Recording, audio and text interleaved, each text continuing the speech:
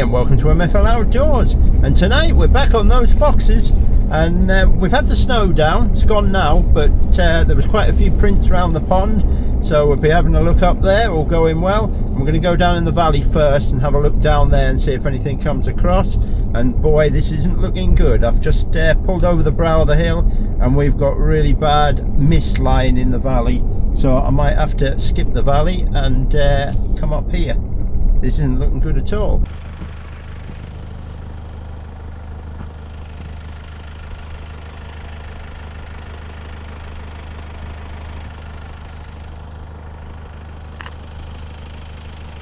Okay, well originally I was going to go down into the bottom of the valley and park up there for a while and then come up here later tonight. But I'm looking there, and as you saw from the picture before, there's a lot of fog starting to settle in that valley. And I have a feeling we'll get fogged out down there. So I'm going to see how it goes. I'm going to go up here by the duck pond, have a walk up, and then later on, if it starts moving up, I'll see if it's a bit clearer further down. Well, that's the plan anyhow. Right, I'm going to get the gear together and then we'll get heading up. Okay, well tonight we're using the usual setup. I'm using the Sako 243 in stainless, that's the A7. I'm using the ThermTec Ares 2 650L, that's the one with the laser rangefinder and the ballistics calculator, and the DPT moderator. And as you can see tonight, I've also got a monster of a tripod. That's from Manbilly. They've just sent me that, so I'm going to use that tonight, and then I'm going to do a proper video on it shortly. So without further ado, let's get the stuff sorted out and get up there, and then once I'm there I'll come back to you.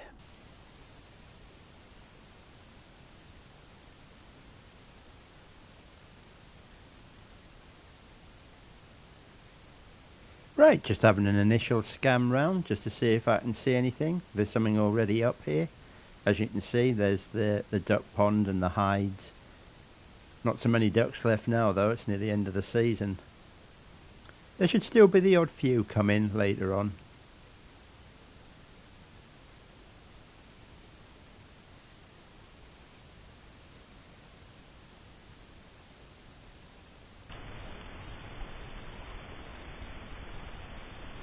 Then just having another look round again with the thermal spotter.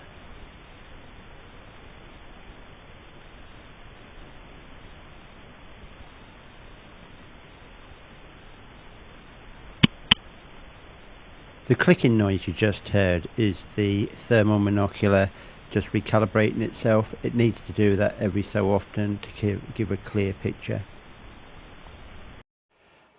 Right guys, it's not quite dark yet, but it's getting there. I'm all set up and I'm on the top and I'm overlooking the duck pond and down the embankment. So we'll see how we get on. But I've had a quick scan round, as you've seen. There's nothing at the moment. So it's just a waiting game now and see what turns up. And hopefully we'll get something.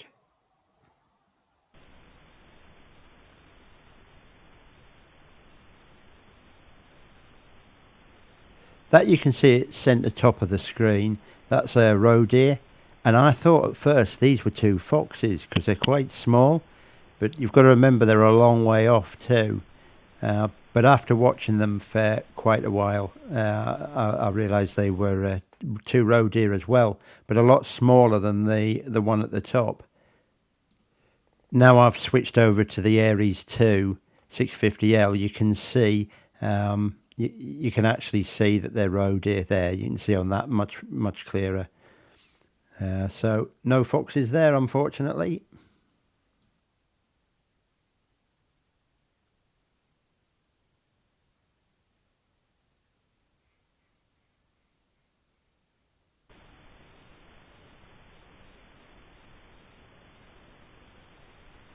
And here's two mallards coming in. Looks like they're coming to land on the pond.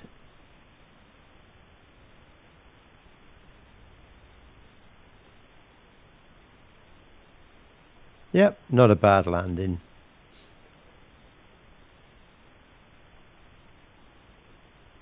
And you can just see a mouse there running around in the hide. That'll have to evacuate before we start using it again.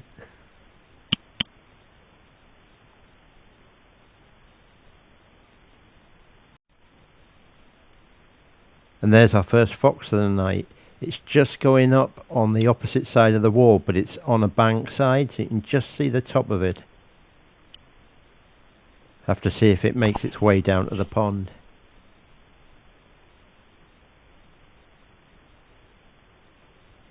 Well, it didn't come over onto our side, and as you can see, it's just gone over the top of the hill.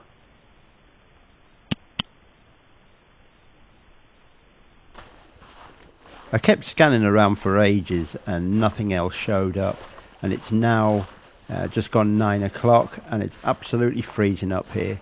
So I'm making my way back to the truck and then we're going to head down into the valley. I'm sure they're down there. Well, that's the theory anyhow. Right guys, we're going to head down the valley. I've stayed here long enough. I'm absolutely frozen. The end of my moderator, the cover is white. It's just ice all over it. So I'm going down into the valley. Hopefully it's a little bit warmer. We might see something down there. I've seen absolutely nothing up here apart from that one on the opposite field that we saw very, very briefly. So right, yeah, let's get down.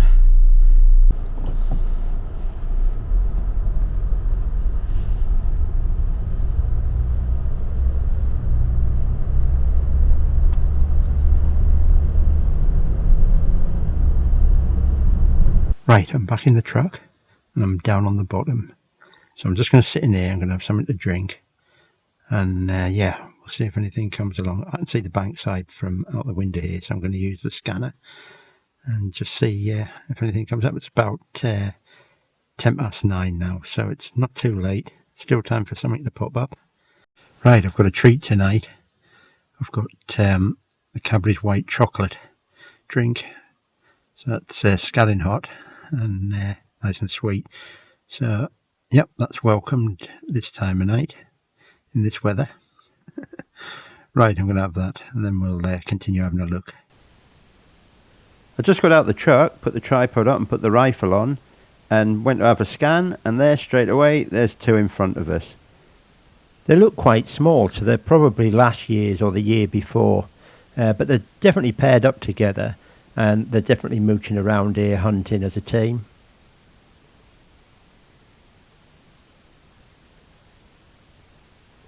It's a really good image from the scope. I mean, you can quite clearly see their foxes, and they're out at 274 metres.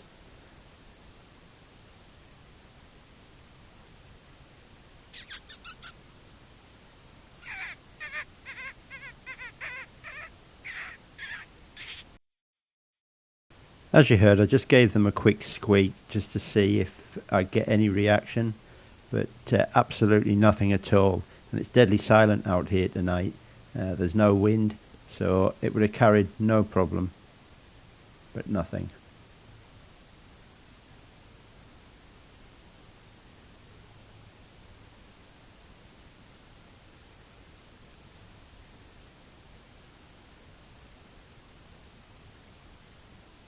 That one's trying to make its way back over the wall, trying to find somewhere to get over. So I'm presuming they're not going to be heading down this way. But I'll just keep observing them. You never know, they might come back later on. I had the Fox Pro caller in the truck, so I quickly nipped back and I put that on the roof. And then I went back to the tripod and set back up again and tried to give it a call of a distressed partridge. But absolutely no interest whatsoever. I even tried a vixen, and later on I tried young juveniles, which sometimes brings them in, and nothing at all. So no, they have no interest in the caller. Yep, and there it goes over the wall.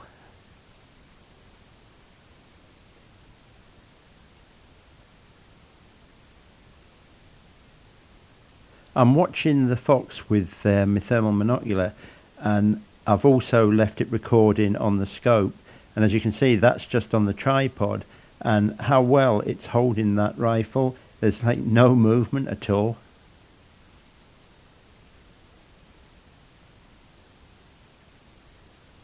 They're just slowly making their way up the fell side. They're about 450 metres away, something like that at the moment.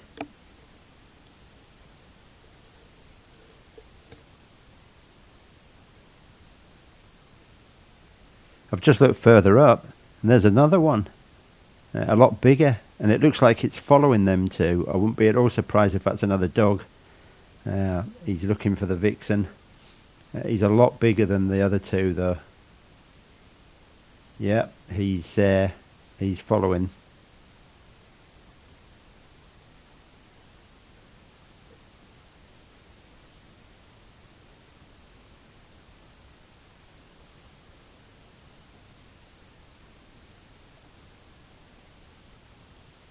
And there's all three in sight.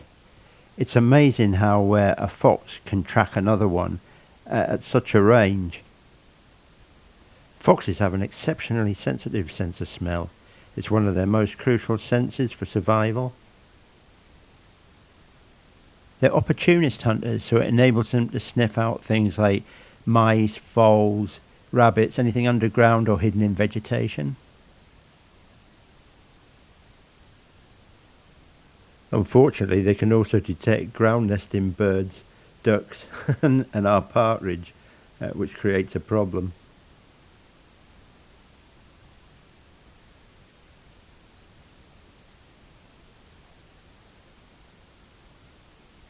As you can see, the big fox has followed them back down.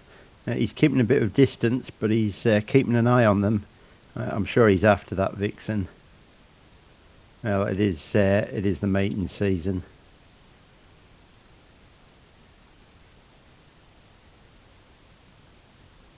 Right, and that one has just dropped down off the wall back onto our area, because over that wall isn't our land.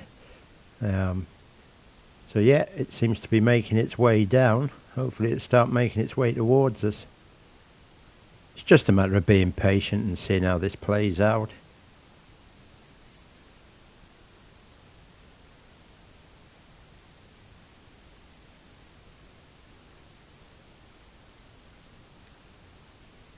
And there's the other one come over to join it. Hopefully they're both going to make their way down. It's just as well I came down into the valley. It seems like they've all stopped down here. It was so cold up on those tops. They were saying that it's not exactly warm down here.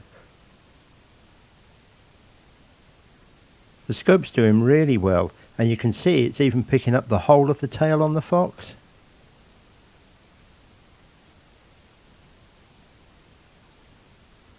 I just ranged that, and that's at 163 meters, which is about 178 yards, and we're only on 1.4 magnification. Yep, now I'm going up, and that's 3.1 mag.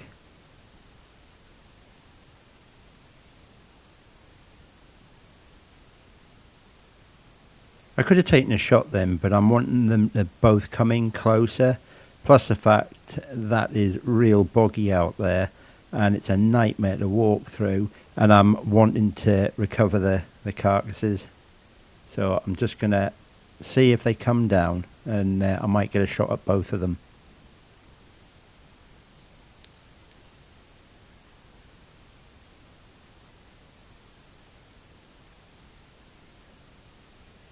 Again, I'm watching them through the thermal monocular, and I've left the scope running as well, so that's picking them up too. You can see how steady that is. I'm just trying to work out when's going to be best to take a shot, because I've now got a plantation in front of me as well. So I'm having to look for gaps in the trees. It's not a good place to take a shot, to be honest. I was hoping they would come down round the other side of the trees, so they would be between me and the plantation, but that hasn't happened.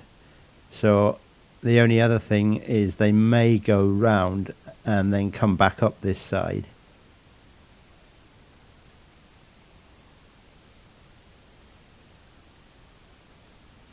I actually like watching the foxes and how they behave. You do learn a lot from it. And it also helps you when you're setting up to ambush them and knowing how they're going to react. And I always find that's the best method of getting a fox. It does mean, however, you've got to be prepared to sit for hours sometimes. Sometimes you're lucky and they turn up in the first few minutes, but not very often.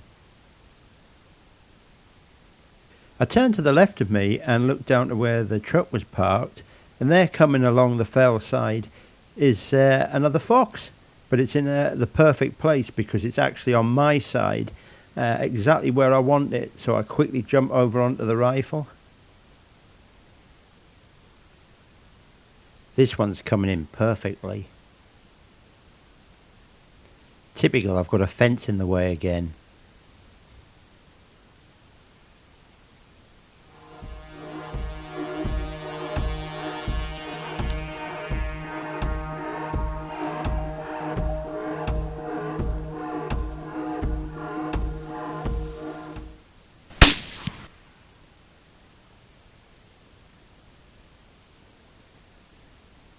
As you can see from the top right, that fox was shot at 108 meters, which is approximately 118 yards.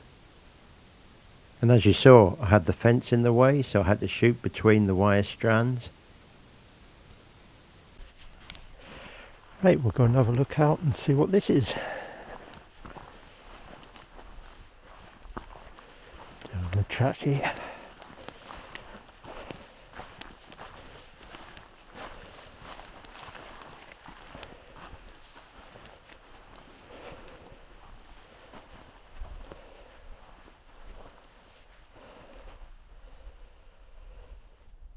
Well, let's see what that is.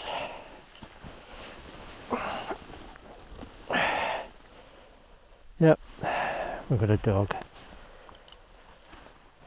Out looking for a mate, probably.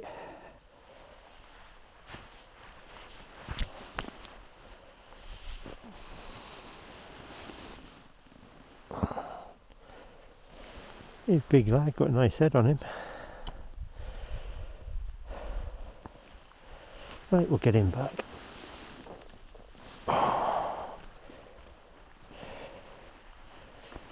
He's not a bad size. You can see the frost there. Glistening away. It's pretty cold, not as cold down on the bottom here. But that's enough. And I'm going to head back into the truck where it's nice and warm. Right, well, I'm at the top now and I'm going to make my way home. I hope you enjoyed this one. We'll come back, see if we can get them other two another day. Pretty cold, but a success. So that's one daily dunker for me. Right, all that's left for me to say is thanks very much for watching, take care, and we'll catch you on the next one. Bye for now.